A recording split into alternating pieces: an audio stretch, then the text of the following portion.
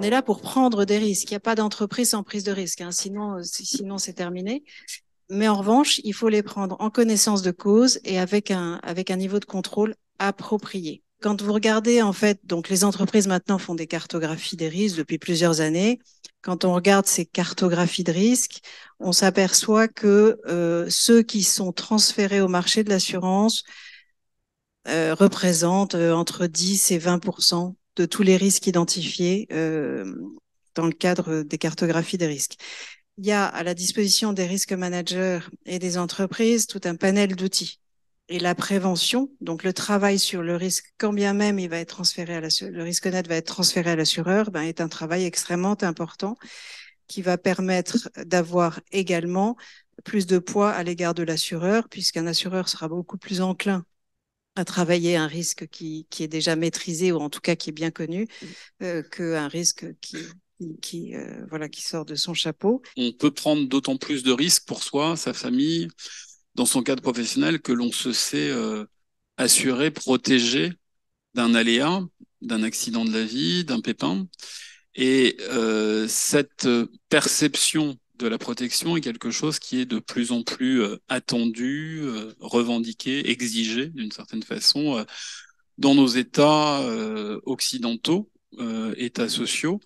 Et donc, c'est quelque chose d'absolument essentiel. Que ce soit sur les questions de santé, de prévoyance, de retraite, de dépendance, sur les questions de protection sociale au global, notre conviction profonde, c'est qu'il faut réinterroger la gouvernance de la protection sociale.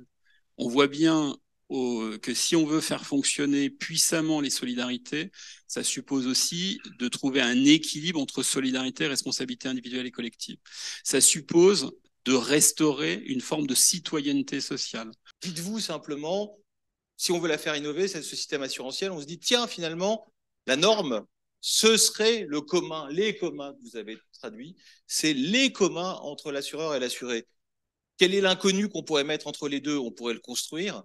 Dès cet instant, si on le fait contrôler, l'assurance a toutes les garanties. Les questions, elles sont ouvertes aujourd'hui. On a la cybercriminalité, tout le monde en parle. On a des produits, mais la traçabilité des produits, vous savez, demain, si on n'a pas la traçabilité des produits, on ne pourra plus les assurer. Si on prend les ZFE aujourd'hui, que vous voyez aujourd'hui avec les voitures qui ne pourront plus rentrer dans les villes, comment on indemnise les gens qui ne peuvent plus rentrer dans les villes? Qui va les indemniser? Comment ça va se passer? Quelles règles on va appliquer? Il y a des sujets qui sont ouverts, qui vont s'ouvrir de plus en plus que les gens ne connaissent pas. La norme environnementale, je n'en parle même pas.